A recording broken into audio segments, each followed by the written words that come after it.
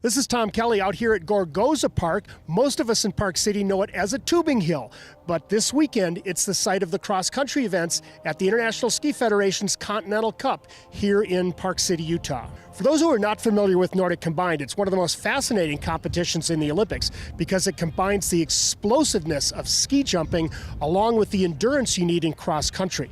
So it combines those two events, jumping at the Utah Olympic Park on the Olympic Hill, the 100-meter hill, and then coming out here to Gorgoza Park in what is, without question, one of the most grueling cross-country courses these athletes have ever run.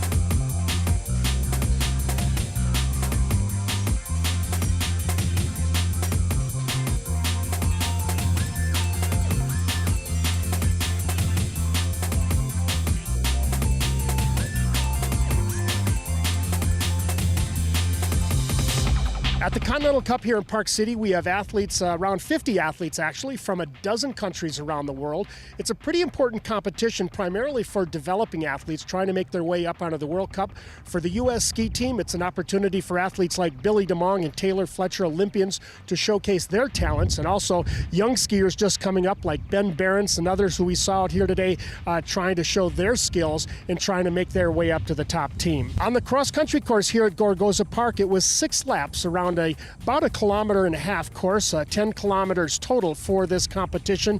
It involved 3 different uphills and, of course, corresponding 3 downhills on every lap around this grueling, icy, and fast, high-speed course at Gorgoza.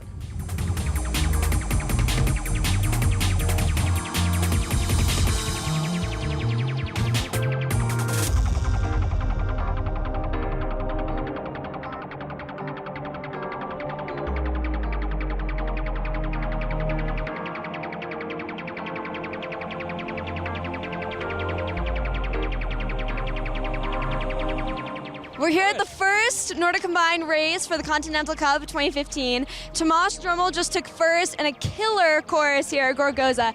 Tomas, tell us about the course today. Yeah, like you say, it's really a killer course. It's like uphills and crazy downhills, turns on ice. Basically, it's it's not really cross-country skiing. It's more like ice skating with cross-country skis. And yeah, it's just extremely tiring because the uphills are really killer. Yeah. You started out 4th and you finished incredible first place finish.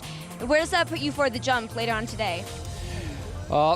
It's a totally new competition, so I just need to recover now, get a little bit of rest in my legs because I'm a bit tired from the uphills, and then try to do another good race, another good ski jumping race, and yeah, then we will see what happens tomorrow.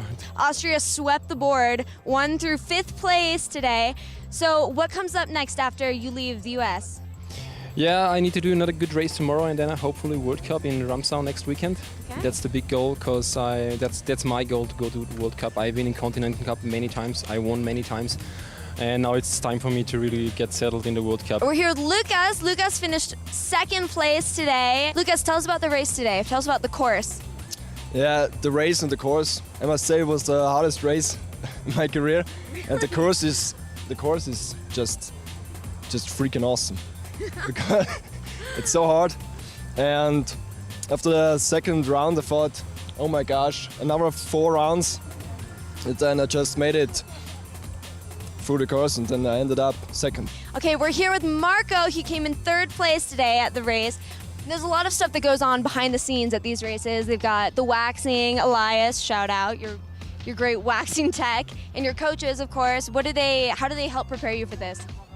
Yeah, they did a really good job. We had really good skis today, and we have perfect team.